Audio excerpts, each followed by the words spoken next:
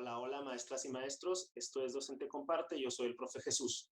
El día de hoy tenemos el tema las estrategias y los instrumentos de evaluación desde el enfoque formativo.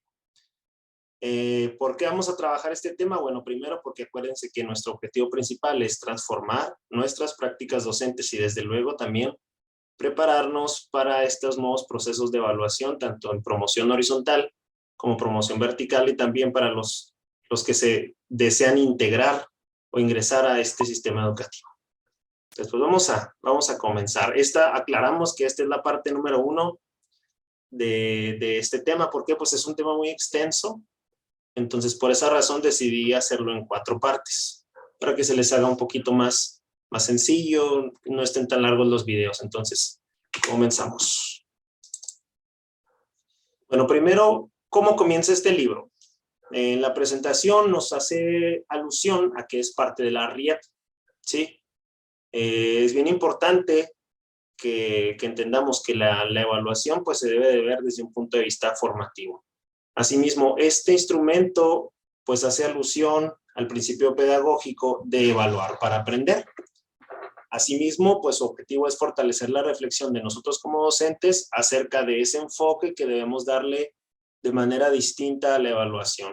Si ustedes se fijan, aquí se los puse en color rojo, es decir, ahí en este libro nos pide que dejemos atrás ese papel sancionador y conclusivo o incluso sumativo de la evaluación. ¿Por qué? Porque pues durante mucho tiempo, incluso nosotros cuando fuimos alumnos, pues la evaluación se ve como un fin, nada más, como el proceso final. En el prólogo del libro nos hablan de que tenemos que contemplar que la evaluación contempla emociones, las involucra, pues usted lo sabe, ¿no? Para los niños, niñas y adolescentes, pues el solo hecho de mencionar la palabra evaluación, también para nosotros, ¿por qué no? Pues conlleva ahí un cúmulo y un manojo de nervios que se mueven ahí por todo el cuerpo. También en el prólogo nos comentan que el propósito de evaluar es mejorar el aprendizaje y desempeño de los alumnos mediante la creación de mejores oportunidades. Ahí es donde entra nuestro papel. También ahí en el mismo libro nos dice qué es evaluar y para qué evaluar. Primero, pues para valorar el desempeño y el logro de los aprendizajes. También, pues el evaluar es recolectar, sistematizar, analizar la información. Desde luego, mejorar la intervención docente.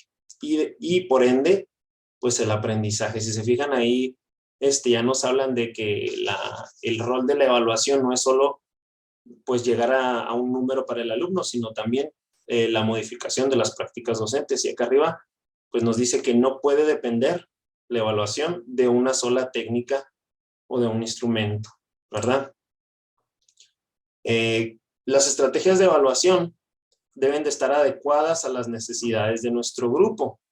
Entonces, ¿qué son estas estrategias de evaluación? Aquí en el libro nos comenta que son el conjunto de métodos, técnicas y recursos que utiliza el docente para valorar el aprendizaje de los alumnos, ¿verdad? Aquí mismo nos dice que los métodos son los procesos que orientan el diseño y la aplicación de las estrategias. Por otra parte, las técnicas son las actividades específicas que realizan los alumnos cuando aprenden. Los recursos son los instrumentos o herramientas que permiten tener información sobre los procesos de enseñanza y aprendizaje, tanto de los docentes, tanto para los alumnos. ¿Cuáles son las finalidades estratégicas de la evaluación? Pues desde luego nos dice que es estimular la autonomía, monitorear el avance e interferencias que se puedan dar durante los procesos, comprobar el nivel de comprensión que se está teniendo respecto a un aprendizaje esperado y desde luego identificar cuáles son las necesidades que están presentando nuestros alumnos y nuestras alumnas. ¿Sí? Bien, continuamos. Las técnicas de evaluación pues son los procedimientos utilizados por nosotros los docentes para obtener la información de los alumnos. Cada técnica pues se acompaña de diversos instrumentos. Para educación básica tenemos 4 técnicas. Aquí se los separé de la manera en la que los vamos a estar viendo en los videos. La parte 1, que es la de hoy, vamos a ver las técnicas de observación. En la parte 2 vamos a ver el desempeño de los alumnos. Y la parte 3 vamos a ver las técnicas de análisis de desempeño. Y en la parte 4, las técnicas de interrogatorio. Estas son es la manera en la que lo vamos a estar trabajando. Nuevamente te comento, en la parte de la descripción está un enlace para que tú puedas descargar el libro ya subrayado, ya conforme yo hice la lectura, lo subrayé y ahí te lo comparto por si quieres tú profundizar más sobre este tema. Asimismo, pues te agradezco que le des like y que te suscribas, ¿verdad? Bueno, vamos a comenzar con estas técnicas de observación. ¿Qué evalúan las técnicas de observación? Desde luego, conocimientos, habilidades, actitudes y valores. Puede ser una observación sistemática o asistemática, como su nombre lo dice, es muy sencillo, ¿no? La sistemática, pues nosotros ya tenemos los propósitos de qué es lo que queremos observar, o sea, ya está focalizada en algo que nosotros estamos buscando. Y la sistemática, bueno, pues únicamente se registra la mayor cantidad de información posible sin focalizar, y ya al final pues se rescata, ¿no? Algo bien importante que aquí nos comenta en el libro es que ambas observaciones deben de ser objetivas. No sé si ustedes los recuerdan. Por ahí hace algunos, no sé si 5 o 6 ciclos escolares en un consejo técnico, pues se propició la observación entre niveles, entre docentes de diferentes escuelas que fueran a observar una clase, ¿no? Fue un ejercicio muy interesante. Vamos con la primera técnica, que es la guía de observación. La guía de observación, ¿qué es? Pues es una lista de indicadores que se redactan como afirmaciones o preguntas. Pretenden observar la respuesta de los alumnos a una actividad y se realiza durante una secuencia o algunos días de trabajo. ¿Cuál es la finalidad de esta guía de observación? Centrar la atención en aspectos específicos, promover la objetividad al observar aspectos y analizar las interacciones con contenidos, materiales, compañeros y docentes, y desde luego, pues incluir algunos indicadores que nos permitan detectar diversas situaciones, ¿no? ¿Cuál es el procedimiento para realizar esta guía de observación? Tenemos que contemplar en nuestro formatito, en nuestra hoja, pues un propósito. ¿Qué queremos observar? La duración de la observación, de qué horas a qué horas la vamos a observar, qué aspectos vamos a observar, o sea, los indicadores, en este caso si es sistemática, qué competencias se está abordando en ese momento y qué aprendizajes esperados se están llevando a cabo en la actividad que se está observando. Aquí viene un ejemplo que es extraído del libro para el preescolar. Si se fijan, pues ahí viene el grupo, viene la fecha, viene la competencia que se va a trabajar, vienen los aspectos a observar. Aquí miren, están redactados como indicadores o preguntas. Por ejemplo, aquí viene preguntas, voy a leerles una. Dice, ¿cómo reaccionan los niños frente a las propuestas de las actividades? Y viene un indicador abajo, dice, referencias al lenguaje escrito, qué hacen los niños respecto a los carteles, qué observan y demás. Los aprendizajes esperados, aquí están los aprendizajes esperados que está trabajando la educadora, y abajo ya va el registro, donde ahora sí se detalla pues de manera narrativa qué es lo que está sucediendo en torno a ese aprendizaje, a esas competencias y a estos elementos que se quieran observar. ¿Qué más podemos rescatar de la guía de observación? Bueno, que se pretende interpretar las producciones y valorar con notas. Aplica tanto para preescolar, secundaria como para primaria. ¿Cuál es su propósito? Pues recuperar información sobre el proceso de aprendizaje para orientar el trabajo docente. Sí, generalmente estas guías de observación las podemos utilizar apoyándonos de un compañero, de una compañera, y nos apoyan nuestros ATPs, nuestros supervisores, y desde luego nosotros mismos, ¿no? También podemos rescatar ahí información relevante sobre cómo se está llevando a cabo la actividad. Desde luego es bien importante resaltar que estas guías de observación pues son de corte cualitativo, generalmente no derivan en una calificación. Asimismo, pues más que nada busca la observación y registro de actitudes, de las actitudes que se están presentando durante la jornada. Aquí está otro ejemplo. Este otro ejemplo es de segundo de secundaria.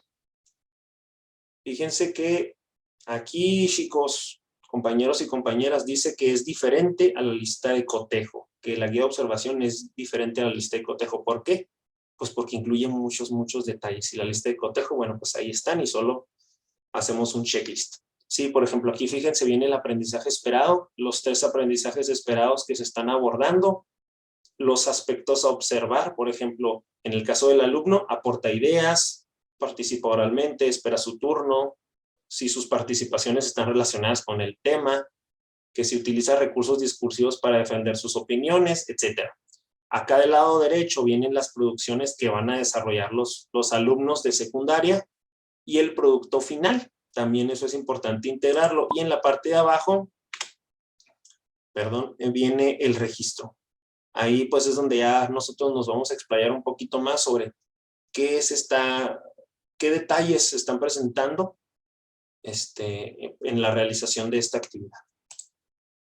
Vamos a la siguiente, que es el registro anecdótico, si son diferentes, Pues el registro anecdótico es un informe que describe hechos, sucesos o situaciones concretas que son importantes, pues da cuenta de comportamientos, actitudes, intereses o procedimientos. ¿Cuáles son las finalidades del registro anecdótico?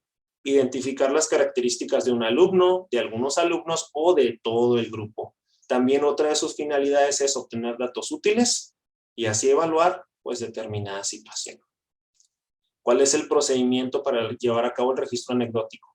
En el libro nos recomiendan incluir estos 7 elementos que son básicos, es decir, la fecha, la hora, el nombre del alumno, o si son muchos alumnos, o del grupo en cuestión, la actividad que se esté evaluando, el contexto de la observación, o sea, en qué lugar, en qué ambiente se está realizando la actividad, y ahí enseguida sigue una descripción observada.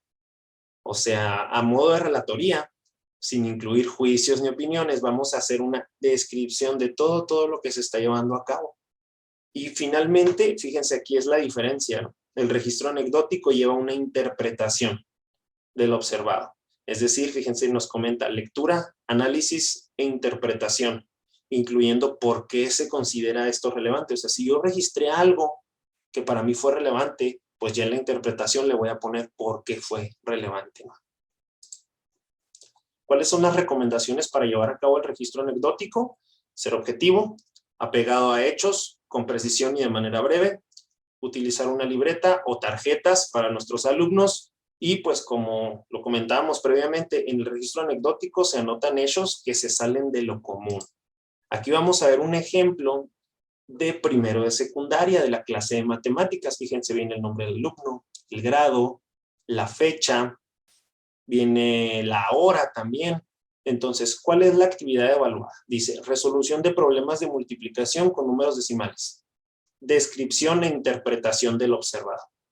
Dice que han pasado 3 semanas de clases desde que terminó el alumno, no había participado, pero ahora lo hizo con una explicación clara del procedimiento que utilizaron en su equipo para resolver un problema que implicaba el uso de multiplicación con números decimales. Es necesario animarlo para que siga participando. Fíjense, ahí está la interpretación, ¿no? Que este chico tenía mucho que no participaba y que es necesario seguirlo animando para que participe. Muy bien, si se fijan ahí, aquí se incluye esa interpretación a diferencia de la técnica anterior. En el caso de tutoría, porque fíjense que en secundaria tenemos la tutoría, el registro anecdótico, así también nos lo comenta el libro, pues es un seguimiento del proceso formativo del alumno, evidenciando el desarrollo cognitivo, es decir, pues sus actitudes, sus capacidades, sus interacciones, ya sea con sus compañeros o con el mismo tutor, y desde luego sus intereses. ¿Qué elementos conlleva? Bueno, pues es un registro libre y contextualizado, o sea, que esté bien relacionado y que se explique por sí mismo. Tienen que incluir hechos y situaciones concretas. Y más que nada, este registro anecdótico de tutoría se relaciona con la convivencia escolar. Es decir, la empatía, el diálogo para la solución pacífica de conflictos, la convivencia, el trabajo colaborativo. Aquí viene un ejemplo, fíjense. Viene la fecha, el contexto y el ámbito. En el contexto, aquí nos anotan pues, ¿qué es lo que está sucediendo? Por ejemplo, conflicto de cumplimiento de acuerdos en el trabajo escolar en un equipo. Viene la descripción del acto. Ahí nos narran una situación en la que 3 alumnos no presentaron su investigación, su trabajo, pero una alumna, pues de estas 3, pues se quejó porque pues sus compañeros no aportaron, aunque pues tuvieron su razón, ¿no? Por ejemplo, uno de ellos se enfermó, la otra tuvo una situación adversa, entonces viene la interpretación. Dice, la situación presentada puede ser un recurso para trabajarse en el grupo, ya que no se había presentado con anterioridad la misma situación en otros equipos. Sugiero presentar al grupo la situación hipotética promoviendo su discusión y reflexión a partir de las siguientes preguntas. O sea, fíjense, aquí, después de esta situación que está relacionada con la convivencia, en el caso de la tutoría, pues se le puede sacar provecho para analizar de manera hipotética estas situaciones que se nos pueden presentar, estas situaciones de conflicto. Por ejemplo, aquí el docente en la interpretación sugiere poner al grupo a reflexionar en torno a estas preguntas. ¿Cuál fue el contexto en el que se suscitó la situación? ¿Qué actitudes o comportamiento adoptaron los integrantes del grupo? ¿Qué otras posturas podrían haber adoptado los integrantes del equipo? ¿Qué consideran que se pudo haber hecho para evitar la situación o qué se debe hacer para los próximos trabajos en equipo?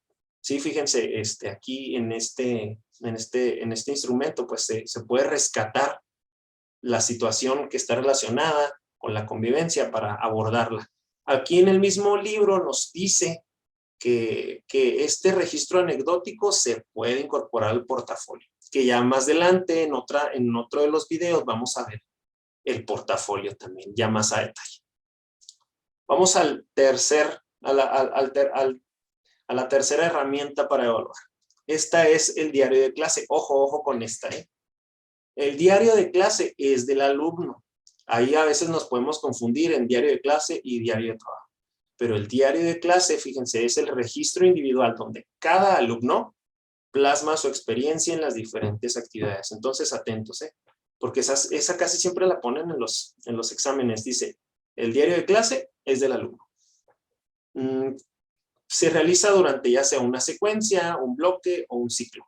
Se utiliza para que los alumnos expresen comentarios, opiniones, dudas y sugerencias sobre las actividades que están realizando.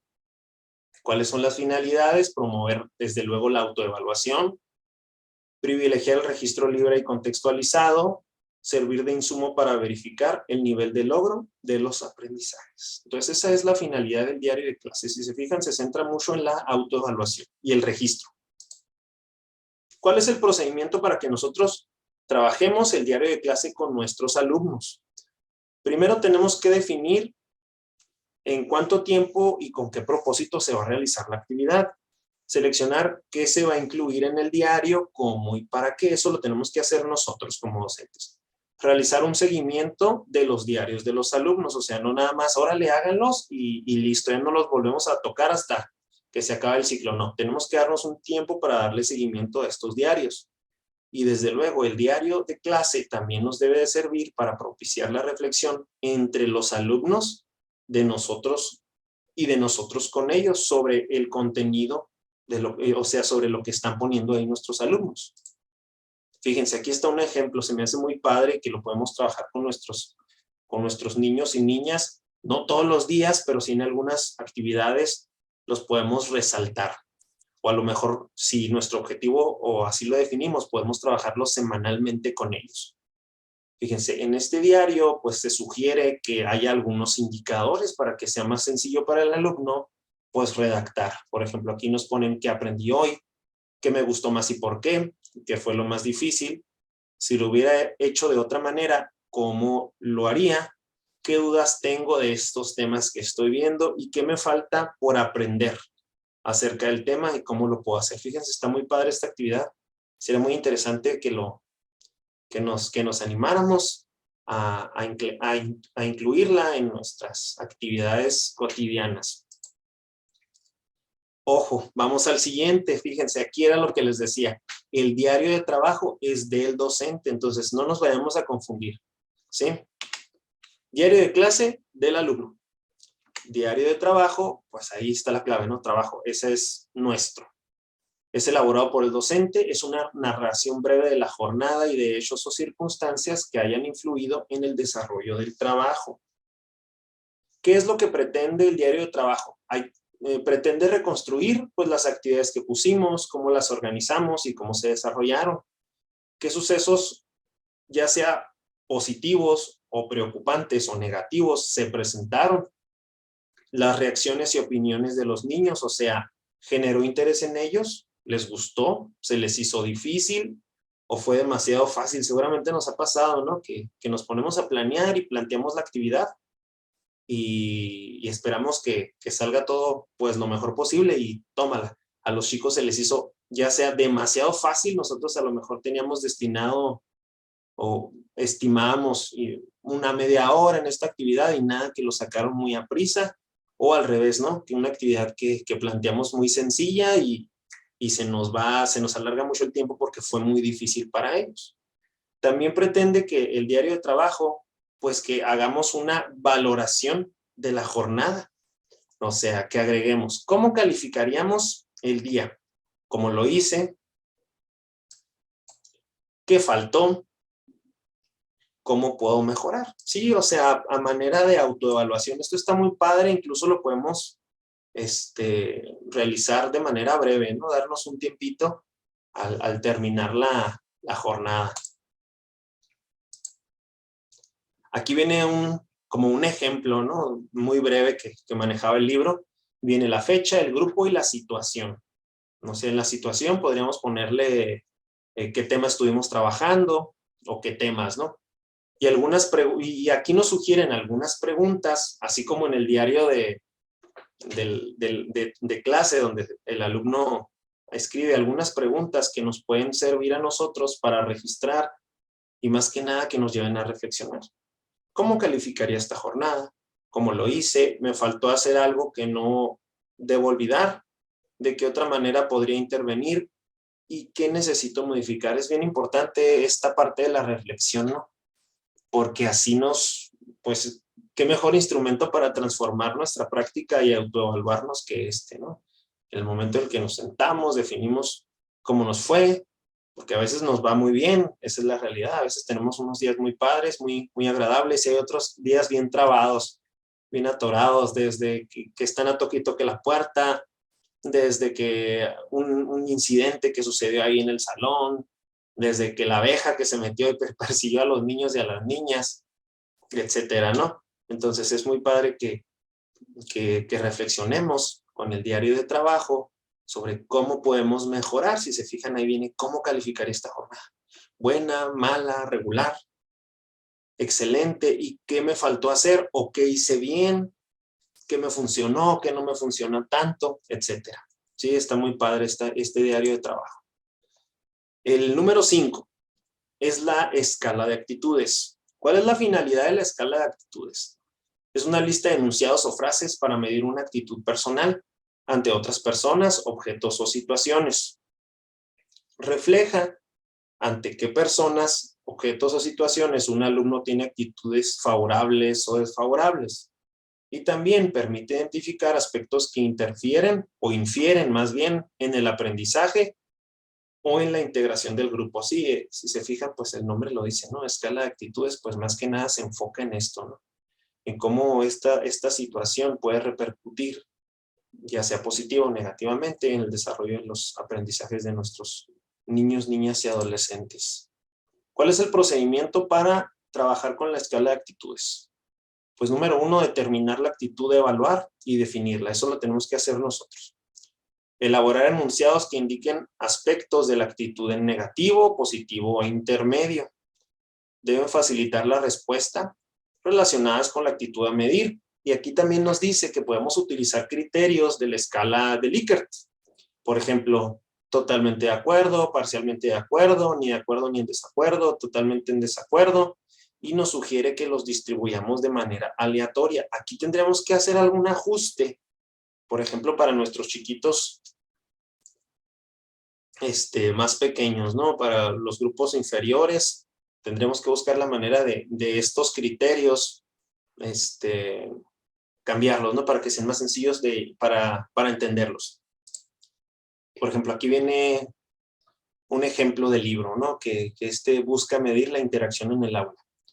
Dice, comparto mis materiales con los compañeros que no los tienen, totalmente de acuerdo, parcialmente, sí, ahí nosotros vamos a ir viendo.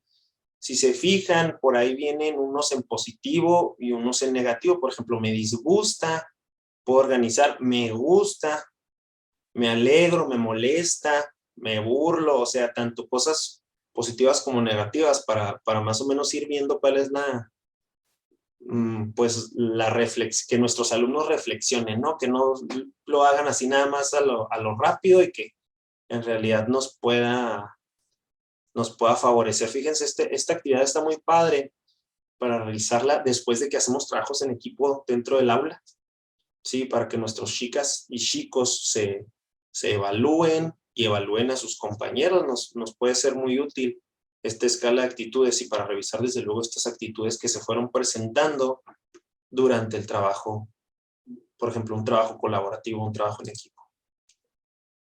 Con esto, compañeras, compañeros, maestros y maestras, llegamos a la parte final de este video. Próximamente vamos a subir el video de técnicas de desempeño. ¿Qué incluye? ¿Cuáles son estas técnicas de desempeño? Bueno, preguntas sobre el procedimiento, cuadernos de los alumnos y los organizadores gráficos. Estos 3 elementos que nos pueden servir para evaluar los aprendizajes y la pertinencia de las actividades que estamos planteando dentro del aula. Antes de finalizar, pedirles por favor que se suscriban. Nos ayuda mucho, nos motiva mucho a seguir trabajando y compartiendo con ustedes. Desde luego que le den like al video y también les comentamos nuevamente que en la parte de abajo, en los comentarios, en la descripción más bien, les incluyo este libro que están viendo ahí en su pantalla para que lo descarguen ya subrayado, viene subrayado completito las 4 partes, ¿verdad? Que vamos a estar trabajando para que se den un tiempo, para que lo lean. Si les interesa el material, con mucho gusto, ahí me lo pueden anotar en los comentarios, esta presentación. Si les interesa, ahí pónganmelo en los comentarios y también se los podemos compartir pues para que estudien, ya sea ustedes en sus escuelas o de manera personal. Entonces, esto fue todo de mi parte. Esta fue la parte 1 de este material de estrategias e instrumentos de evaluación desde el enfoque formativo. Estamos al pendiente con la parte número 2. Muchas gracias por su atención, por habernos acompañado. Esto es Docente Comparte, yo soy el profe Jesús y síganse cuidando.